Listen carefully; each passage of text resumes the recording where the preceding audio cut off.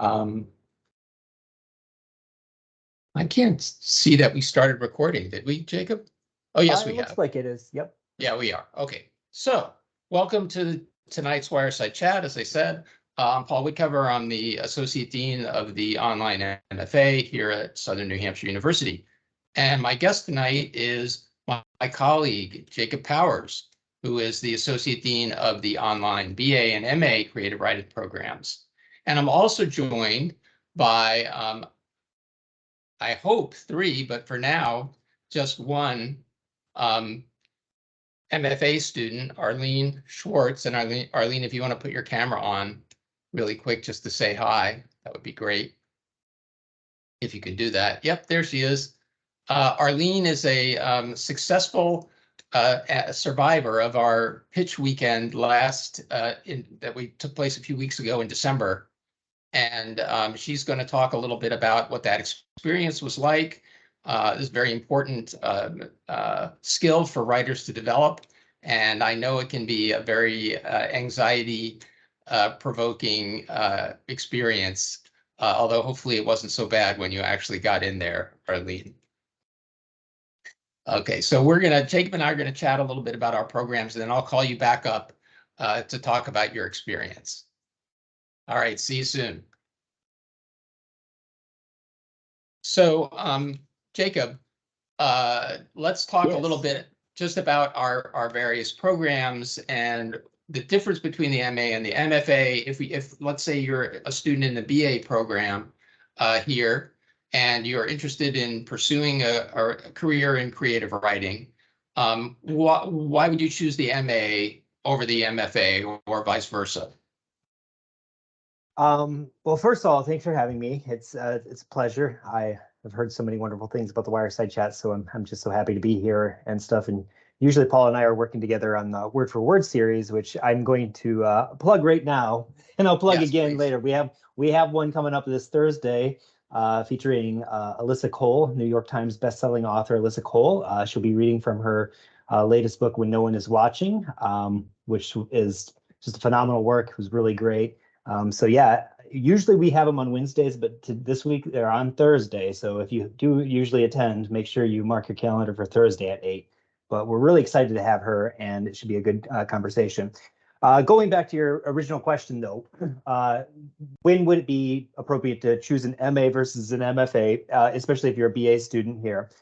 Well, the MA, both programs, both the MA and the MFA are writing intensive. So you're going to be doing creative writing in both of them.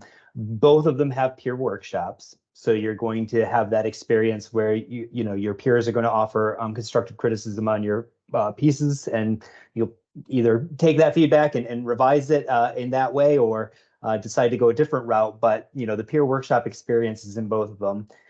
Both of them also offer the fiction concentrations, and they also offer courses in teaching creative writing or first-year writing. And in general, I would say they both offer opportunities to work with other students who are passionate about their creative writing. So you can't go wrong if you're looking for those things. They're both really helpful and beneficial. The difference between them is that the MA in creative writing has more literature courses, for one. So if you are taking an MA here, you'll be taking a couple of additional literature courses. So if you're interested in that, or learning about literature, analyzing it, kind of getting some ideas on where to go with your writing with literature, that is one thing the MA offers here. The other opportunity is that you're able to explore across genres in the MA. So not only does the program offer a fiction concentration, it also offers a poetry, a screenwriting, and a nonfiction concentration as well. Students can choose when they go into the MA whether or not they want to focus on one particular concentration, say nonfiction, or if they don't want to choose a concentration, they can kind of dabble in a little bit of all of it. So they take 3 fundamentals courses. So they can take like screenwriting fundamentals, fiction fundamentals, and poetry fundamentals.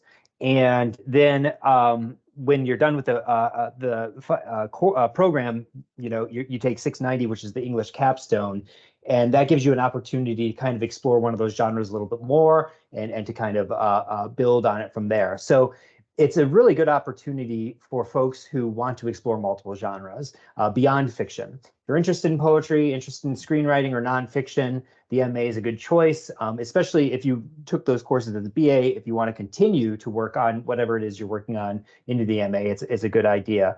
And then, like, you know, it gives you the ability to practice your writing a little bit more and strengthen your craft.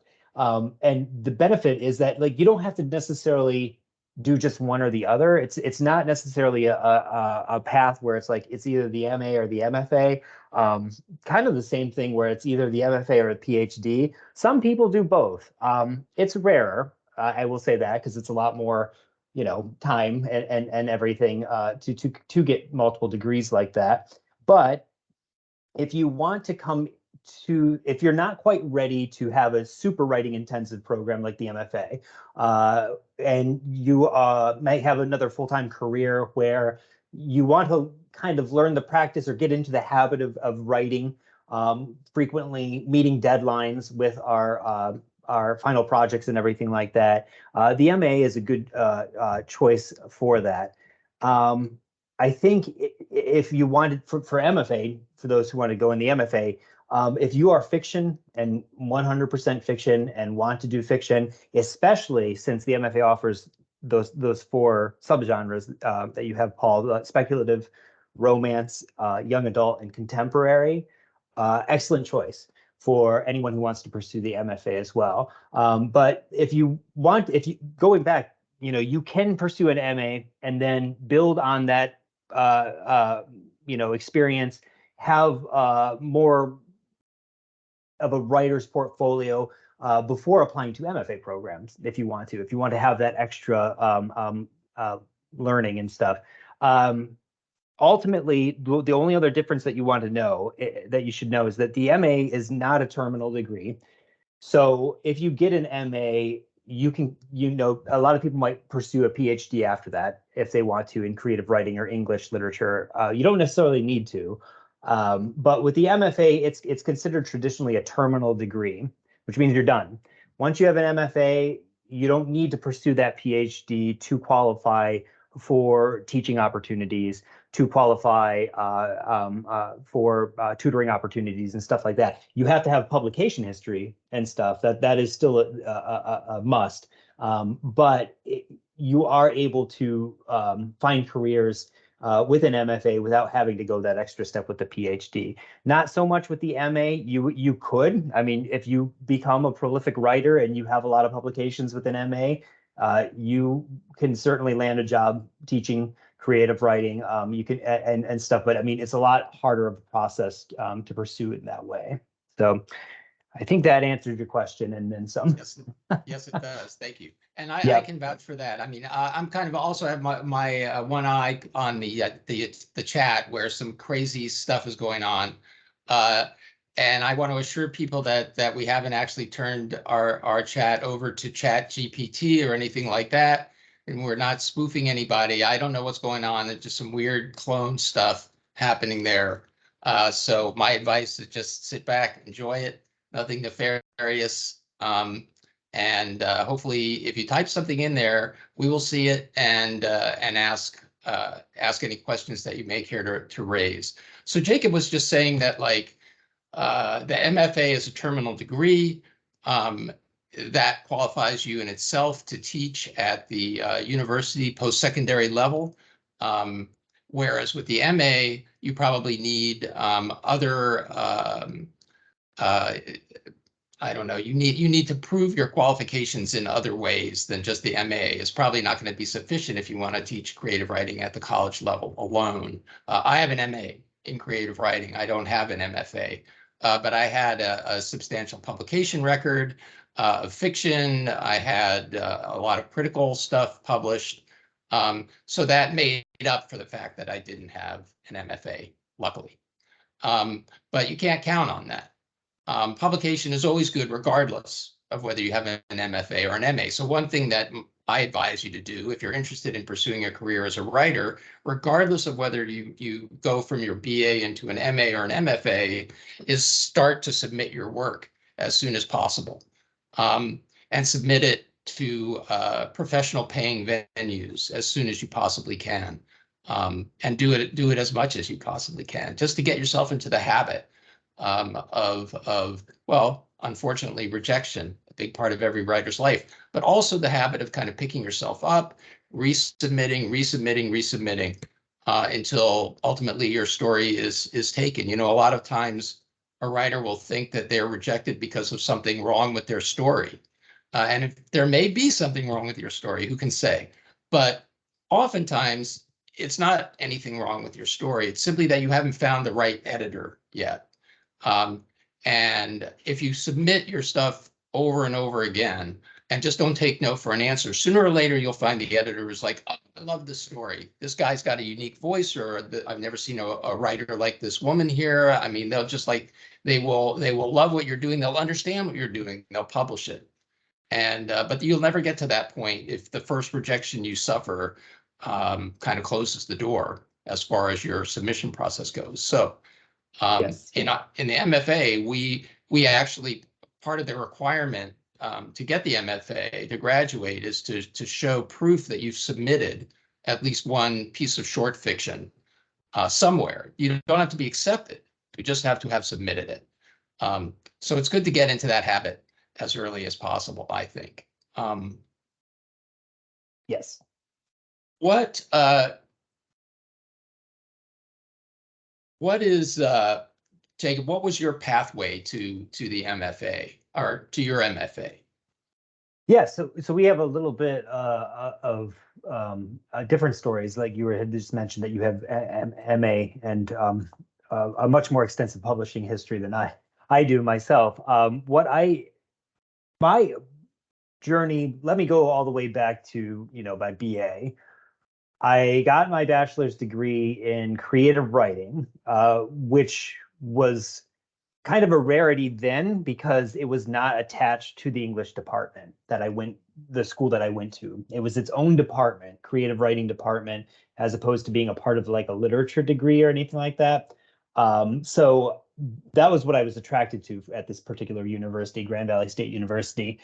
And I went there and I started taking the creative writing courses.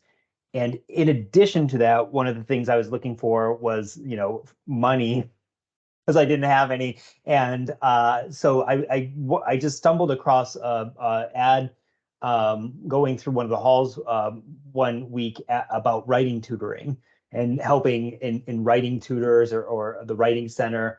And I thought, okay, I'll give it a shot. I don't know if I'm any good at that, but I did know, as a freshman, sometimes my roommate would ask me to read his stuff and I would kind of give feedback and everything, and he seemed grateful and everything. So that's what I ended up doing.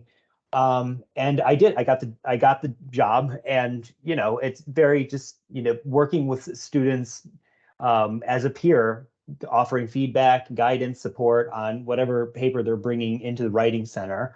That branched out to online support as well.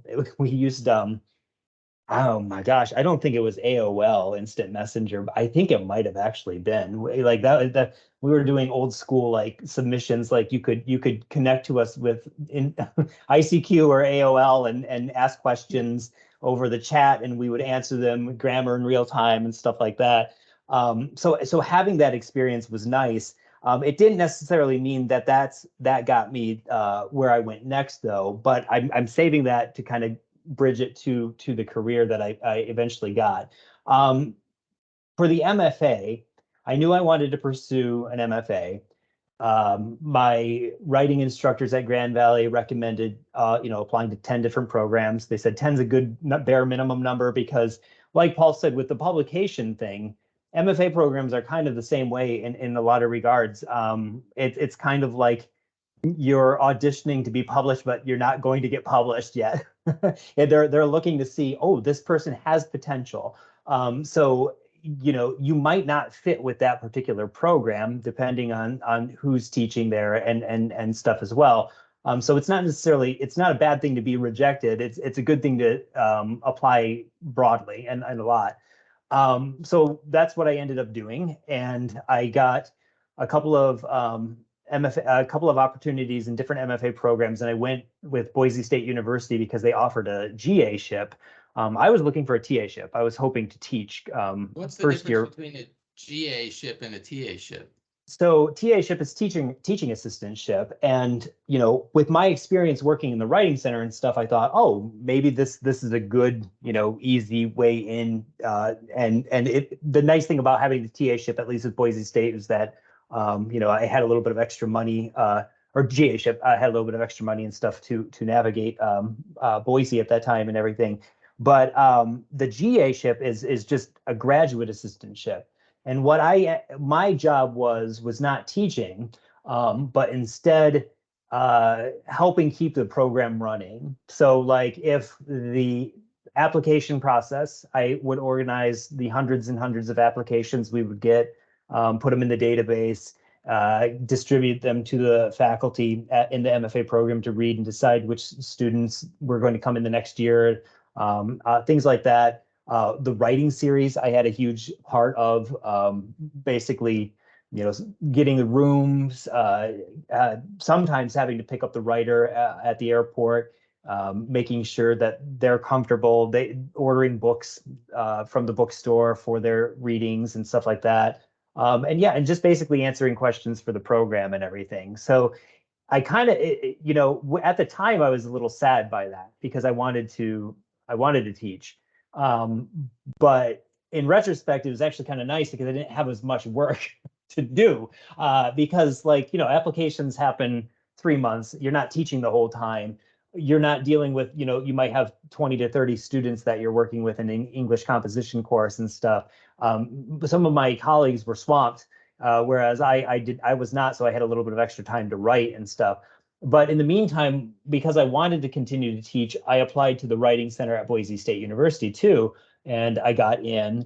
And online submissions and stuff became even more advanced at that point and stuff. So it was nice because I was kind of getting my foot in the door digitally.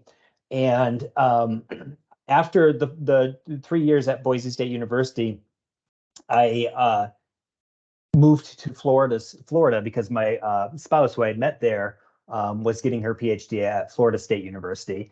So I applied for an adjunct job at Tallahassee Community College, and I got it. And it was because they looked at my experience with my writing center work, and I kind of did other things too with that, like worked with students in the classroom, helped first year students with thesis projects, all kinds of stuff like that. So by building up that kind of repertoire and stuff, I was able to leverage that into an adjunct position at the time. And so they took me not because I had a TA-ship, but because I had all of these other experiences.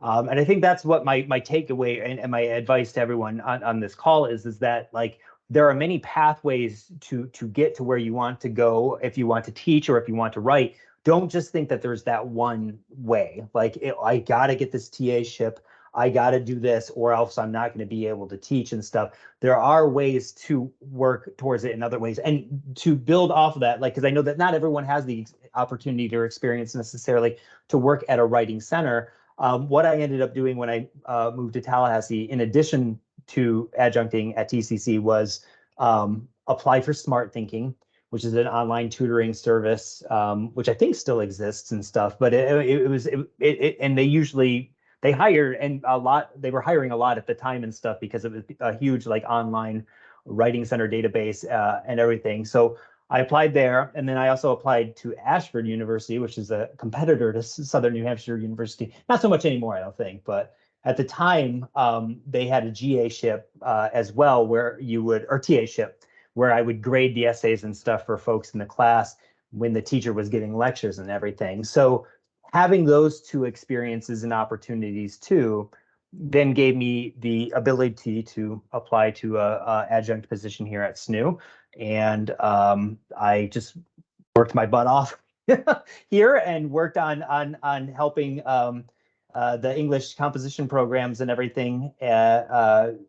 We re-envisioned those and eventually moved over to the creative writing side and everything. So again, I think the takeaway that I would say for everyone is that, like, there's no one pathway to follow. Paul's is very different than mine, but we both ended up in similar chairs as an associate deans for these respective programs and stuff. It takes lots of years. It took me, I mean, I've been, let's see, 2006. So it's been that long since I've been working like with students on their writing process and everything.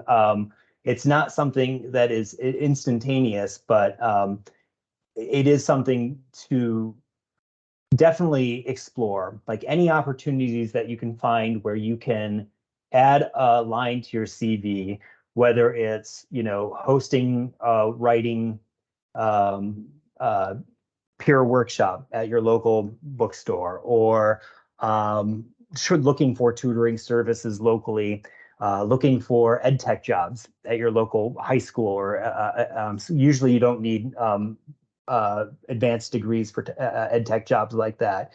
Any opportunities like that are especially beneficial for your long-term goals, especially if you want to teach. If you don't want to teach, the other side of the thing is looking for publishing opportunities, or looking for opportunities to write for magazines, which I also did. When I was at Grand Valley, I wrote for Grand Valley or Grand Rapids Magazine. I did bar reviews, which was fun because That sounds great. It was great. They're like, go to this bar and write about it, write about the atmosphere and mood, and you got to go on Friday night. So I'm like, all right. So then you go and you standing there, got all your beer for free. I think they gave me a 2-ticket drink. Yeah, the 2-ticket voucher. Yeah. But I mean, it's weird because, you know, everyone's on the dance floor having a great time. And, you know, I'm standing in the corner with a notepad taking notes, like, oh, this is the atmosphere. But so this was journalism. Yeah, yeah, it was something I'd never experienced before. I never wrote a review like that before or anything. I did write book reviews when it, like, as an undergrad in some of my classes, and actually that's what I ended up using when I was applying for to write for the magazine. Was like, look, I wrote these book reviews on some Michigan writers and stuff, and they said, all right, well, you want to try? You want to go get a drink and write the bar reviews? So again, those opportunities when they arise, just keep an eye out for them. It might not be necessarily that dream job right away, but you can use all of those different experiences to build a unique story that's unique to you. And you know, I think people are interested and drawn to that. I mean, they're drawn to people who have to applicants who have a rich, diverse history of experiences and stuff. So, yep, I would agree with that. Yep. I'm gonna bring on our other guests in just a minute. I want to just clarify a couple of other things that are differences between the MA and the MFA program. The MA is open admission. If you want to go for your MA here at SNHU, you're in. That's all it takes. Desire. For the MFA, however, you have to submit a writing sample. And the writing sample is kind of judged on the basis of your mastery of writing craft. Whether we think on the basis of what you submit that you'll be able to write at the level that we expect students in the MFA program to write. Now, if you're rejected, if you apply and you submit your writing sample and you're not accepted into our program, don't despair. We have a number of students in the program that have applied a number of times before getting in. And we also have a number of students in the program who, upon being rejected from the MFA, having their application rejected, go into the MA.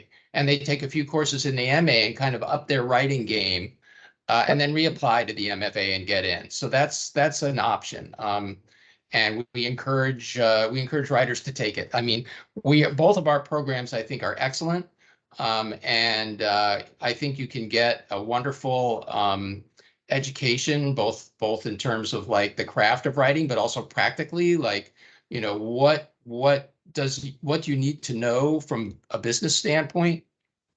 Both of our programs offer elements of that. The MFA is particularly strong in that. Yes. I saw a question in the chat a while ago. Does the MFA offer a concentration in romance fiction? And we don't have concentrations per se, but we do offer romance is one of the genres that we offer. We offer romance, speculative fiction, contemporary, which is an extremely broad genre, which would include things like mystery and thrillers and, you know, what's commonly called chick lit and stuff like that. And then we offer YA. What we don't offer is anything that's not fiction. like creative nonfiction, for example, or poetry. We don't offer that, but the MA does. Yes. So at SNHU, you can find something for you no matter what you're interested in. So one of the things that we offer to all our students in the MA and the MFA alike is a wonderful perk that we started doing last year, which is that students in their graduate thesis courses are offered the opportunity to pitch their novels in progress to a professional literary agent. And Jacob and I arranged to have the agents appear virtually over a weekend. Students get to sign up for whichever agent they would like to pitch to. And they choose their agent on the basis of, the agents give us a wish list, the sort of manuscripts that they're looking to see. They share with us what they don't want to see. And so students are able to pick which agent they feel is going to be the best choice for them.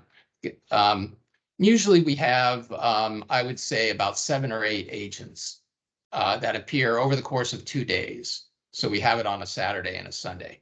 So our last one was in December. Our next one, I believe, is coming up in April sometime. So if you're in the MFA or MA programs now and you're going to be in your graduate term then, keep an eye peeled for that. And if you're thinking about coming into our program from the BA, either one of our programs, just keep in mind that this is a perk that's waiting for you at the end of the road. We don't just kick you out the door. We try to give you a kind of a opportunity to start your career as you're going out the door by possibly hooking up with an agent. So in December, like I mentioned, we had our last pitch sessions, and we have 2 students here with us tonight who participate in that session. Both of them are from the MFA. They pitched to the agent of their choice, and they succeeded. So I want to talk with them a little bit. Jacob and I are going to talk with them a little bit about what that experience was like. So Arlene, if you want to come back on, that would be great. Hi, Hey, Arlene. Hello. And Liliana, I think you should have control of your microphone and camera now. I made you a presenter. There she is. Hi. Hi, can you thank hear you me? so much. Hi there. Yep, Yes. Hi. yep. Love your backdrop. Oh, thank you. Very cool. So Liliana and Arlene, as I said, have successfully pitched their books. So what I want to do is talk to them a little bit about, like, what was that experience like? And Arlene, I'm going to start with you. I mean, like, were you nervous? Did you have preconceptions about what it was going to be like? Just tell us a little bit about what you went through. I was incredibly nervous. I pitched to Cecilia Lira with PS Literary, and right away when I said hi to her, she said, "How are you?" And I said, "Nervous." And she set me at ease. She said, "Us agents get nervous too." So that set a really nice tone. But it was really fast. It's so much faster than you anticipate it being. So all that nervousness was for 5 minutes. Well, I think she extended it a little bit. It came closer to 10, but it was over in a blink. So did you prepare something? Did you prepare your pitch? Like, did you memorize it before you went in there? I did prepare a document, but I used it.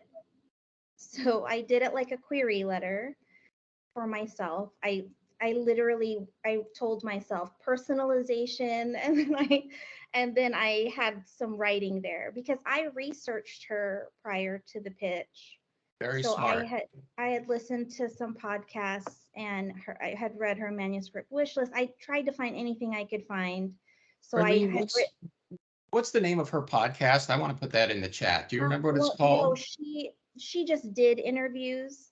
Oh, okay. So she had done interviews with manuscripts. So the one I wrote on here, Manuscript Academy, and it's called 10 Queries. So in a short period of time, she on the podcast goes through 10 queries live.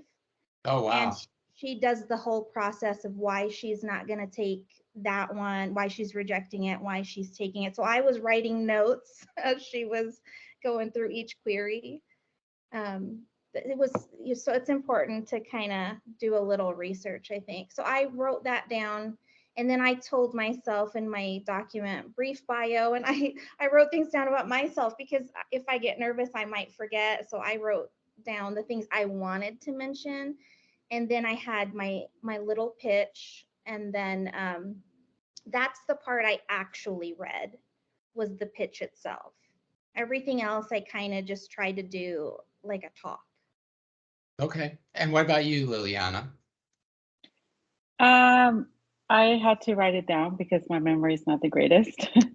So when my pitch time came about, I had a Word document on the right side, and then I had her on the left side, and I was able to read from it. I don't know if she noticed or not, but she was very polite, so she didn't say anything about that. But I did write. I'm sorry? I'm sorry, go ahead. Oh, I did the whole spiel. I talked about myself. I talked about my pitch, but I think what really helped is that she was very, she really participated in asking me all these questions. So I was able to open up more and tell her more about the story and what I was writing about. So I think that really helped a lot. What was the agent? Who was the agent that you pitched to? This was Amira from Serendipity Literary Agency. Mm-hmm. I was pitching a new adult urban fantasy story. So I noticed that she was interested in that type of stories. And did she ask to see your entire manuscript, or did she ask to see a portion of it? She just asked to see the first 30 pages. Okay. And have you sent that to her? Yes, I have. So I'm And still waiting. Did you, oh, you're still waiting? Yes. So that, I'm glad you mentioned that, because that's another thing that I feel is a good thing to mention about literary agents, which is that writers have one experience of time, which is like, we want to know right now. We want to know the answer. Are you going to accept my book or not? It's been a week. What are you waiting for? But agent time is very different from writer time. Agent time is like 3 months might go by. And for them, it's just like, that's nothing. So if you submit to a literary agent, even if they've requested your manuscript and you don't hear anything back from them in a month, 2 months, 3 months, that doesn't mean anything. Don't get discouraged. Don't freak out. Don't stop bombarding them with phone calls or emails. It just means they haven't gotten around to your story yet.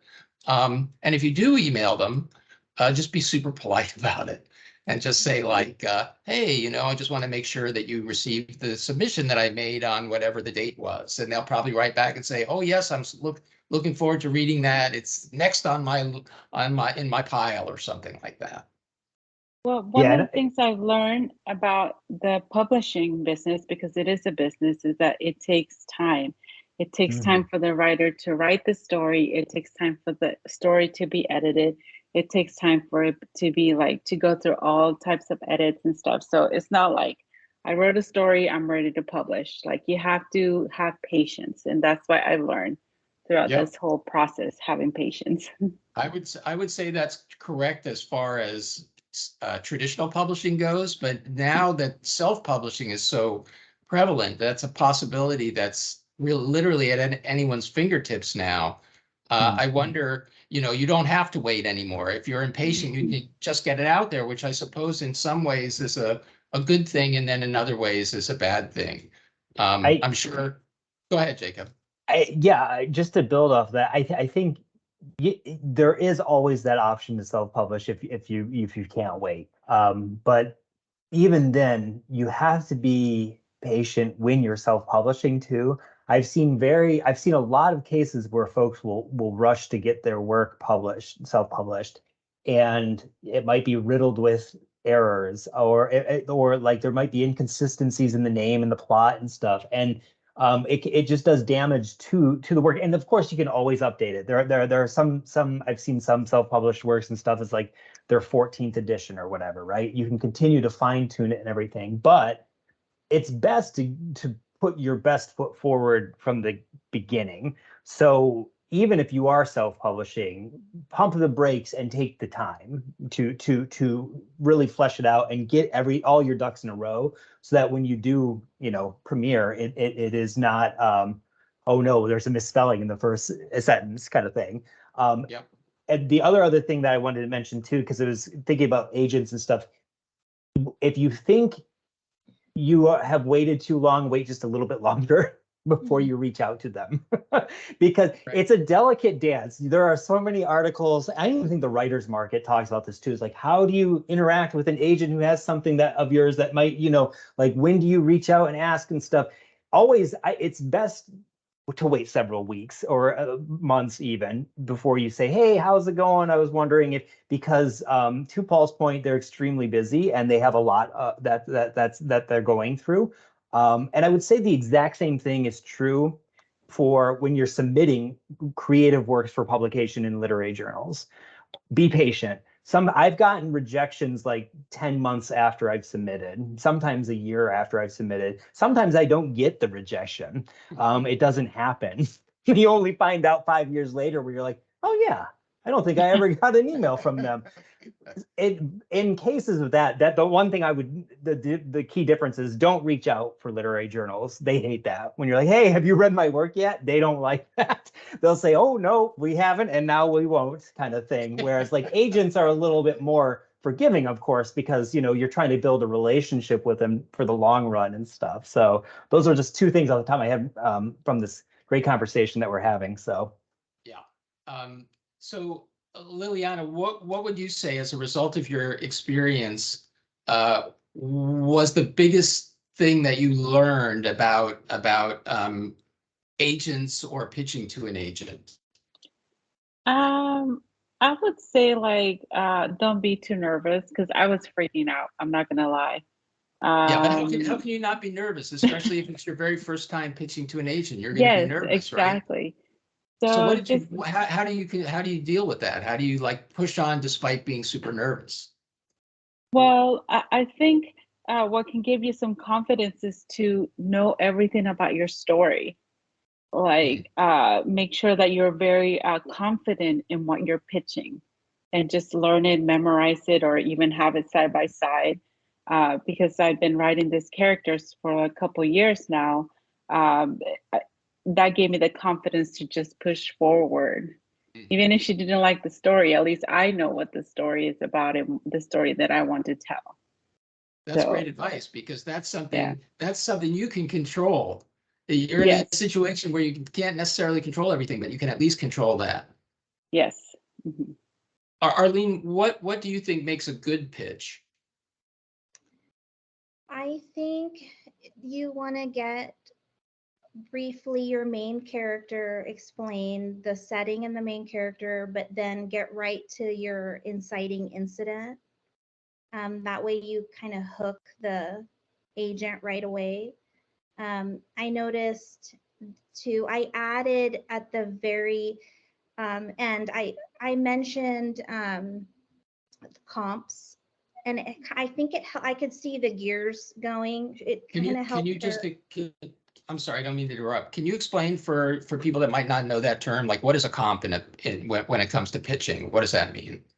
So you want to be reading works that in your genre, and you want to be looking for books that are similar to yours, that would be placed in the same part of the bookstore as your book is going to be placed. Now, Cece, listening to her podcast interview, had mentioned that she really likes when a writer has two comps, and she likes them to bring up two different parts of your book. Like maybe one comp suggests the type of storytelling, like your voice, and then maybe the other comp suggests what happens in the story, like the plot. So she likes an intersection.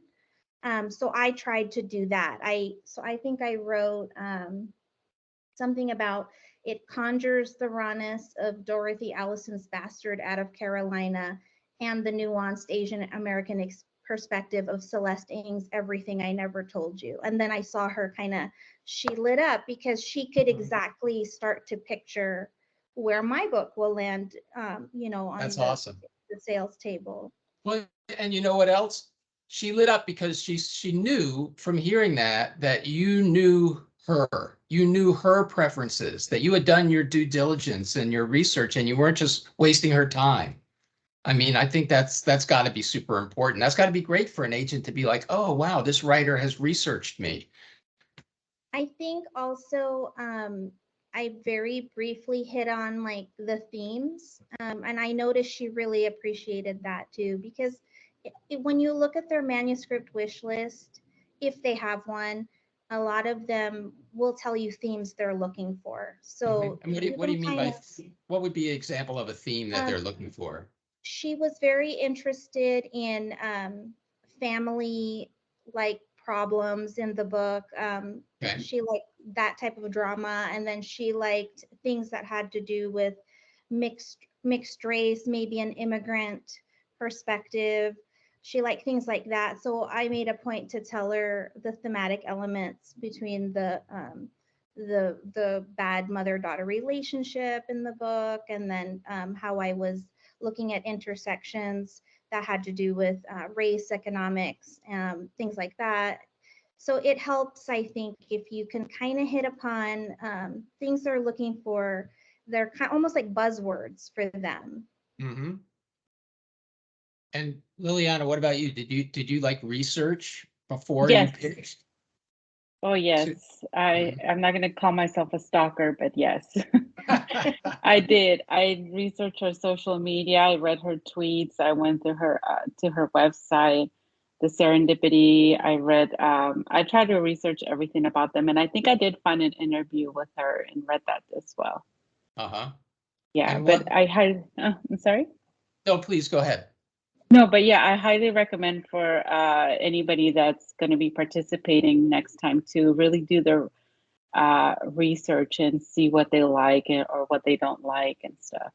Because you don't want to pitch like a love story to like somebody that's looking for high fantasy or something like that. Exactly. And we usually get the names of the agents out there in advance, a few weeks in advance, just to give students enough time to do their research and decide, you know, which is the best agent for them to pitch to.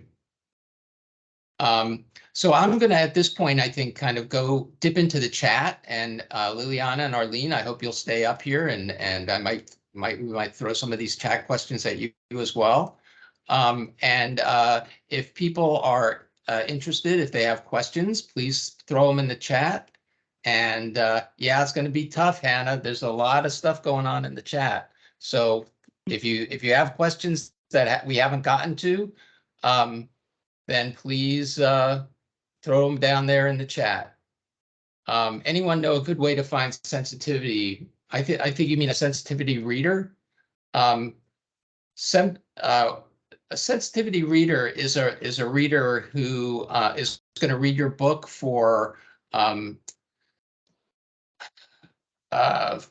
to make sure that you are not inadvertently disrespecting or misrepresenting or appropriating a culture that's not your own, or a character that's not your own. For example, if you're writing about a character with a certain disability, maybe that you do not have a firsthand experience of that disability, whether you're writing about that in a way that is legitimate and authentic to that character's lived experience. And there are ways that you can find sensitivity readers. A lot of them advertise online. There's a wonderful website called Writing the Other, which I'm putting in the chat right now. That's run by a woman named Nisi Shawl. She's a fantastic writer, a speculative fiction writer. She talks about this a lot, and there are a lot of resources on that website. I recommend you check it out. So let's see, what else do we have? Would a comic writer have to know everything about writing and illustration when it comes to creative writing? That's from William. William, the answer to that is no. All you really need to know about is writing. Luckily, comics provide illustrators. I wrote a comic book myself. It was published by DC Comics many years ago. It was called Anima. I can't draw worth a lick. I mean, even stick figures are basically beyond me. But But I didn't need to draw because DC Comics hooked me up with some amazing artists who drew my comic for me. And it became a collaboration, a valued collaboration with another creative person. Really wonderful experience, actually. I thought I saw a question in there about whether you can pitch to the same agent twice. And the answer to that is probably no, unless they tell you, unless they say, you know, this book isn't for me, but I like your style. Send me the next thing that you're doing. Then absolutely. Can you pitch to the same editor twice? You can pitch to the same editor 1,000,000 times, and you absolutely should. I saw another question about like simultaneous submissions. Some magazines forbid it. I personally don't think that's fair.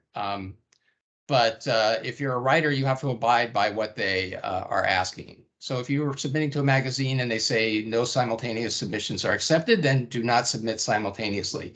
With agents, it's a different story. Agents are basically, agents work for you. You don't work for them, right? So when you're querying an agent, you're essentially, I mean, one way to look at it is that you're interviewing them for the position of being your agent, right? So you can interview as many people as you want. There's no reason that you can't. But once you have an agent, then you absolutely should stay with that agent until you're ready to part ways. If indeed you decide you are ready to part ways, then you decide amicably or whatever, you part ways, then you can look for another agent. So there's a little bit of, you know, ethics involved in this whole thing. John is asking, do you have to be in the MFA or the MA to pitch to an agent? For this particular opportunity, the pitch weekend, yes, you do have to be in either of our programs in the graduate, in your thesis, your last thesis class in the semester. I saw a question in there from somebody who is currently in their thesis course and wanting to know when we'll have that information up. I am now in the process now of reaching out to agents to line them up for the next pitch session. So I would imagine probably in a month, you'll hear something, maybe a little less. Yes. And to clarify too, you don't necessarily need to seek an agent out in the MA or MFA program either. You can do it on your own. It's not necessarily a required component of the degree. There are many opportunities, usually with writing conferences and stuff. You might have to pay a fee and stuff, but to get in front of agents and pitch your work as well. So you don't necessarily, you know, need to be in an MA or MFA program or have graduated from an MA or MFA program to pitch your work to an agent. They're interested in the story ultimately, more than anything else.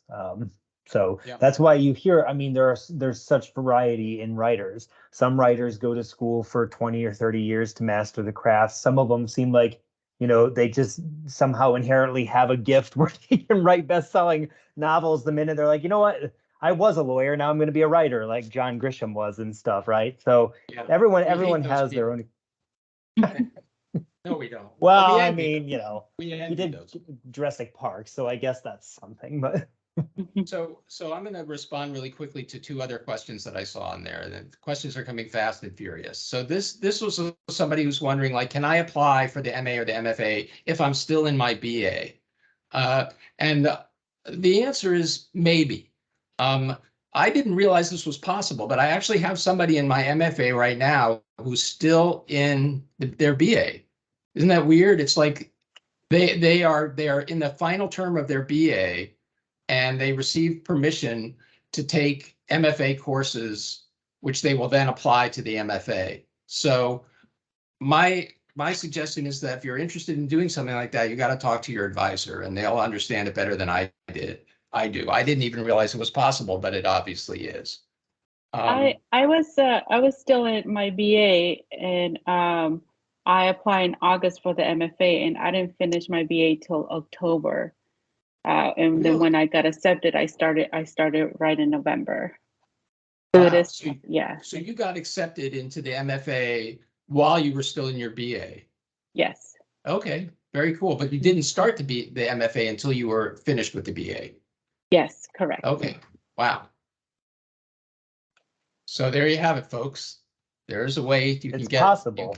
Yep, it is Very much definitely possible. Do you have to have a finished manuscript to pitch? And the answer to that is yes, sort of, mostly, right? In the MFA, you write a novel as part of your graduation requirements. When you leave the MFA, you have a novel that we deem to be of publishable quality. That's not to say it might not need a little bit more work. And in fact, one of the last things that an MFA student receives from their instructor after their last course is an editorial letter about their thesis novel, which sets out like what they should be concentrating on in their last round of revisions before they send it off to an agent or an editor or whatever. In the MA, though, a full novel is not required for graduation. You just have to complete a certain number of pages. And what is that number, Jacob? I don't remember offhand. 50,000. Like No, you have to complete 50,000 words, right? At No, least minimum. that's for the MFA. You have to have. Oh, you're full asking about novel the of- MA.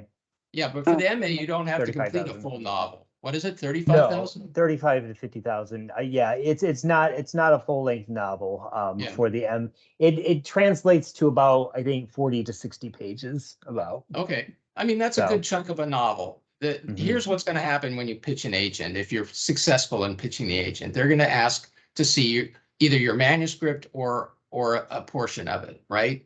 They'll either ask for the full manuscript or a portion, but whichever one they ask for, they're going to ask for it with the expectation that you're going to be in a position to send them everything if they want it, right? So if you only have 60 pages of your novel done and you pitch your novel and the agent says, send me your novel right away, and then you have to say, well, I don't have it written yet. It's not, and the agent will say, well, you just wasted my time.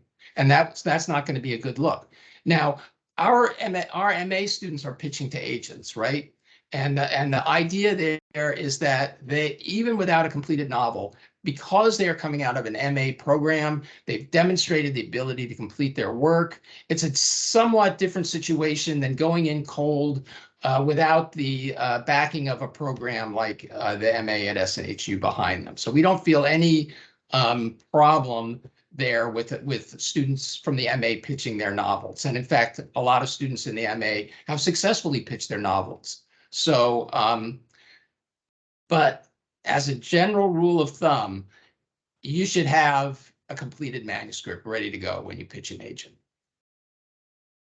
Yeah, and to jump in there too, I'm really bad with math, and I got the number, I got the word count right. 30 to 35,000 is for the fiction. If we're comparing fiction program to fiction program, MA to MFA, the final project for English 559, which is the last thesis completion course that you would take with fiction concentration, is 30,000 to 35,000 words.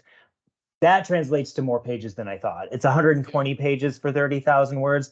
So it's, I mean, that's novella short right. novel. Yeah, it's not your 300-page novel. Yeah, you're in the ballpark there. I mean, that's something that if you pitch a 35,000 word novel and the agent says, send me your manuscript, well, you could finish that novel. You could like finish a draft of the novel and send it to them in 3 weeks, right? If that's all you did. Right. So there's a question in here I saw that's like asking about scams and what should you be watching out for with an agent? Well, if you're going through one of our programs in the pitch weekend, you don't have to worry about a scam because we're only inviting professional agents who are in good standing in the profession, and we vet them ourselves. They're all top of the line, but there are scams out there. There are scam artists, and I mean, I'm a speculative fiction writer, and in my field, there's a saying: money flows to the writer. Money does not flow away from the writer. So if you're working with an agent and they're asking for or you're looking into an agent and that agent is looking for upfront payments by you, or this whole goes for a publisher too, or an editor. If they're looking for upfront payments, that's a red flag. That doesn't mean they're scam artists, but that means look very closely, do your due diligence, ask around, look online. There's a great website that's hosted by the Science Fiction Writers America, I'm putting it in the chat right now. Writer beware. And this is kind of a compendium of scam artists, basically, who are agents or publishers, a lot of small publishers. You know, you are far more likely to be ripped off by a small press than you are by an agent. That's really where I would advise people to be super careful. If you're self-publishing and you're involved with a small press who's asking you to shell out money for various services, whatever they may be, might be legit, might not. I'm very skeptical about that. You have to be very, very careful. You have to do your, like, just like everyone has said on this group meeting about doing your research when you're pitching to a specific agent. It's good to do just your research to look at, like, you know, what is this publisher's experience? Usually you can tell, you know, like, how often is their website updated? To Paul's point, are they asking money up front? Are they asking? And this can be true for almost any aspect of writing. You might see editing positions or editing jobs that, like, I'll read your work for you, or I'll make you into the next best-selling author. The rule of thumb that I like to follow is, if they are the more they promise, the less they're going to be able to deliver on. Ultimately, if they're saying, we will give you the moon, you will become America's next great American novelist, like, you'll be the next great American novelist, people will swoon over your presence and everything. Probably not. Don't keep walking. Avoid that person. Look for the people who are saying, you know, hey, I like you and I seem like we might have a good relationship with each other. I'm interested in this type of writing. You're interested in producing this type of writing. Let's move forward in that direction. But if ever you get into a room and, like, within the first 5 minutes, the person's like, absolutely, you know, send me $500, we'll get this thing going and stuff. Pump the brakes. Paul's right. Like, not all of them are bad. We're not saying that at all either. There's a lot of legitimate folks out there and stuff, but just do your research and double check, cross-reference. There's so many literary databases out there. I put one in the chat earlier in Poets and Writers. You can look and see if their names are in the databases, see if they have experience with what they say they have experience with.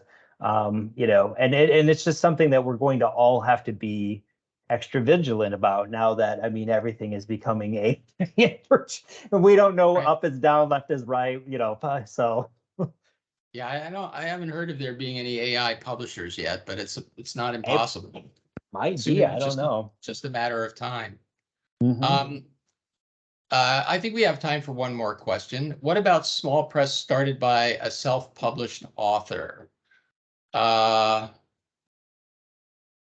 Again, you have to look at like, who is the self-published author? Are they you know, Stephanie Meyer or whatever from Twilight? She was self-published, right? Like, or is it someone that you've never heard of? And, you know, do all the reviews on Amazon look like they were probably bought? Like, were all the reviews like, amazing, great writer and stuff like that? You have to kind of look at it in that way. There are a lot of good self-published authors out there who might be trying to leverage their career into pursuing. We have a couple of instructors even in our programs and stuff. I think the last Wireside chat you had Jeremy Billingsley here, Paul, for Slay House Publishing. So, like, there are folks who are legitimately interested in starting publishing companies and stuff, who may be just starting off anew. That doesn't mean they're bad or anything. It just means that you have to, again, do your research and see, like, who is this person? What experience do they have with whatever it is they say they're publishing, and go from there. Because they might not be scam artists at all, but that doesn't mean they're going to be a good publisher. You know, if they've just self-published their own work, suddenly they're taking on the responsibility of doing everything that a publisher has to do for another writer. It's not easy. When you're doing it for yourself, I mean, at least you're motivated because that's your baby, right? And you want it to be the best it possibly can be. And you know that nobody's going to be, you know, marketing your book unless you market it yourself. If you don't edit your book or hire an editor to do it, then you're going to be turning out a crappy piece of merchandise that nobody's going to want to buy. But that doesn't necessarily translate into the same level of care towards another writer's book. So I would just say be super careful about any situation like that. And folks, I hate to say it, but that brings us to the end of this month's Wireside Chat. I want to thank Jacob for joining me, and I want to especially thank Arlene and Liliana for sharing your experices. And we want to wish you both the best of luck with your journey with your submissions. And I hope you keep me in the loop as to what goes on. Definitely. Really wish you the best. Thank you. And Yes, best of luck. this event will be recorded and will be available on the Wireside Chat YouTube channel. And I will actually, maybe I can even post that right now. Do you know that? Do you have that handy, Jacob, by any The chance? YouTube the Wireside Chat YouTube channel. Yeah, you wouldn't have that one handy, but I do. Hold on 1 second. I'm going to. I have the word for word one, which I could plug. Very quick. Yeah, why don't you throw that one in the chat now? All right. And then while you're doing that, I'll get the So that one I just posted. That's the word for word chat. If anyone's interested in watching any older recordings of folks, and don't forget Thursday we're gonna have Alyssa Cole, which will be really fun. Yep. Well, I've got too much stuff to juggle here, so I will just promise that I'll get the URL for the Wireside Chat YouTube out. One way or another, you'll find it. I promise. And so thank you everyone again, and good night. Thank you. Good night. Take care, everyone. Goodbye. Take care.